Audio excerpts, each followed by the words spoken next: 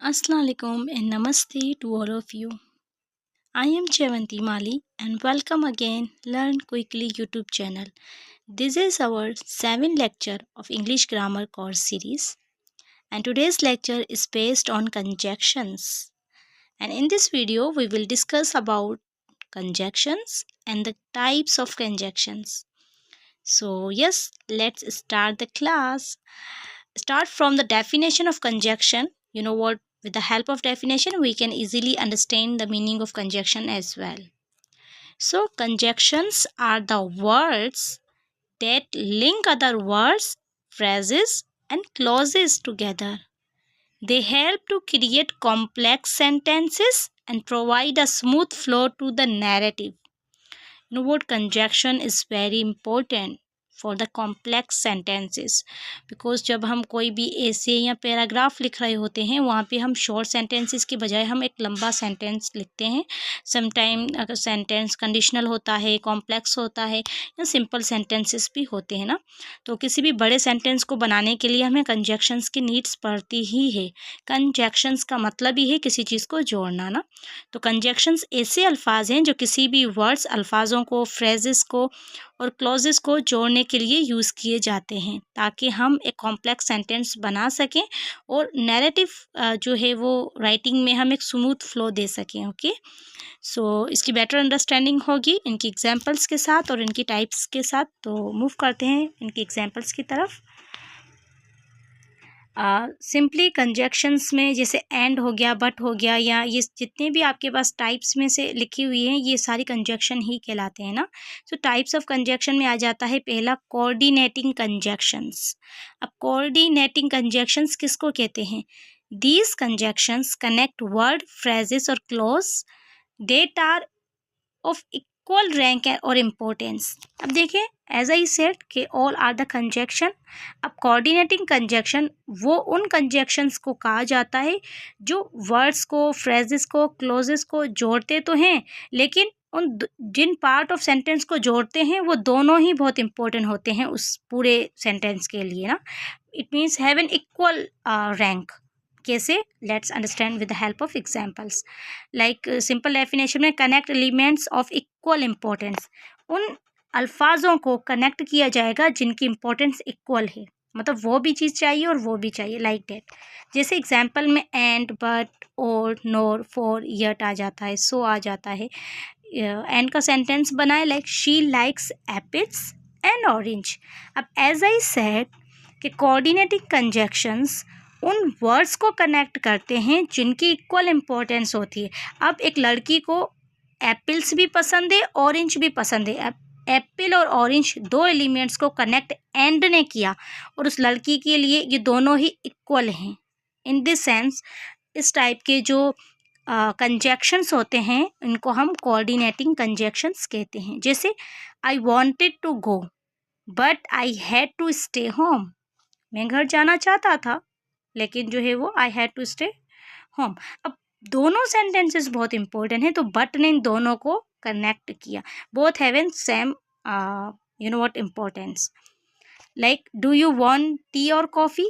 अब यहाँ पे टी और कॉफ़ी इट मीन्स कि दोनों को इक्वल इम्पोर्टेंस दी जा रही है कि आप क्या प्रीफर करोगे. ओके, एंड नोर हो गया, फोर हो गया, यट हो गया, सो हो गया. सो ये एग्जाम्पल्स आप पढ़िएगा ताकि आपकी बेटर अंडरस्टैंडिंग हो. सिंपली कोऑर्डिनेटिंग कंजक्शंस उन कंजक्शंस को कहा जाता है जो ऐसे अल्फाज, फ्रेजेस या क्लोजेस को जोड़ते हैं जिनका सेंटेंस में दोनों का होना इम्पोर्टेंस हो. ठीक है, इस तरीके से. जैसे नीचे देखें, I was hungry so I ate an sandwich. अब मैं भूखा था इसलिए मैंने सैंडविच खाया. अब देखिए, मैं भूखा था, आई वॉज हंग्री, ये भी इम्पोर्टेंट है, इस वजह से मैंने जो है वो सैंडविच खाया. दोनों को अगर देखें तो इम्पोर्टेंट सेम है ना. अब मैं भूखा था तो सो ने कंप्लीट मीनिंग दी कि भूखा था इसलिए उसने जो है वो सैंडविच खाया. तो सो connect the both part with each other because both have an equal importance. तो इस वजह से इनको कोऑर्डिनेटिंग कंजक्शंस कहते हैं. ओके, मूव करते हैं नेक्स्ट की तरफ जो कि है subordinating conjunctions. These conjunctions connect a dependent, जिसको हम सबऑर्डिनेट क्लॉज भी कहते हैं, to an independent clause. Dependent clause उन पार्ट ऑफ सेंटेंस को कहा जाता है जिनको अपनी बात मुकम्मल, उस जुमले को, इस क्लोज को मुकम्मल करने के लिए किसी और पार्ट ऑफ सेंटेंस की ज़रूरत होती है। That's known as the dependent clause, या किसी लफ्ज़ की ज़रूरत होती है। इंडिपेंडेंट क्लोज उनको कहते हैं जो मुकम्मल, इंडिपेंडेंट और अपने आप में कंप्लीट हो, उनको और पार्ट ऑफ सेंटेंस या वर्ड की नीड नहीं होती अपनी मीनिंग मुकम्मल करने के लिए। सिंपल डेफिनेशन में हम कहते हैं सबऑर्डिनेटिंग कंजक्शंस वो कंजक्शंस हैं जो डिपेंडेंट क्लोज को कनेक्ट करते हैं इंडिपेंडेंट क्लोजेस के साथ, जैसे because, since, although, unless, while, when, if, though. तो जो है वो इन एग्जाम्पल्स की मदद से आप बेटर अंडरस्टैंड कर सकते हैं। जैसे आई stay home because it was raining, मैं घर रुका क्योंकि बारिश हो रही थी। आई स्टेड होम, ठीक है। अब I stay home known as the dependent clause, मैं घर रुका, नॉट कंप्लीट सेंस, आ ही नहीं रहा ना, not give the complete sense. लेकिन बिकॉज इट वॉज रेनिंग, क्योंकि बारिश हो रही थी, so because give the complete, you know what, because की वजह से हमें कंप्लीट मीनिंग मिल पा रही है।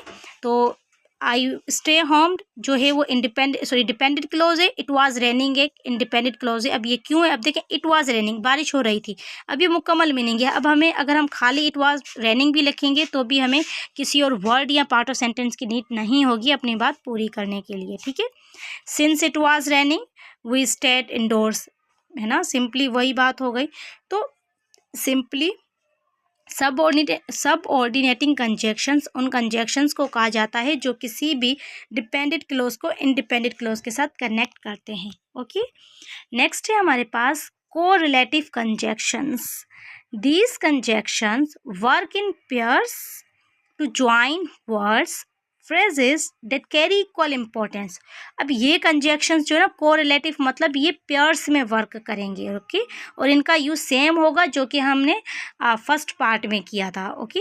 क्योंकि इनके जो एलिमेंट्स हो गए have an equal importance, work in pairs to join equally important elements, वही बात हो गई। जैसे either or, neither nor, not only but also, both and. जैसे you can either have a coffee और टी, मीन्स आपने कॉफ़ी और tea को इक्वल इंपॉर्टेंस दी कि आप जो है कॉफ़ी भी ले सकते हैं, टी भी ले सकते हैं। अब क्या लेंगे आप बताएं।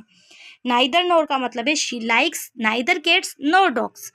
एज आई सेड के कोरिलेटिव कंजक्शंस जो है पेयर्स में यूज़ होंगे, लेकिन जिनके लिए यूज़ होंगी वो दोनों इक्वल होंगी। जैसे अब लड़की को जो कि ना बिल्लियाँ पसंद है ना डॉग्स पसंद है, तो दोनों की बात सेम हो गई ना, दोनों का इंपॉर्टेंस इक्वल हो गया सेंटेंस में।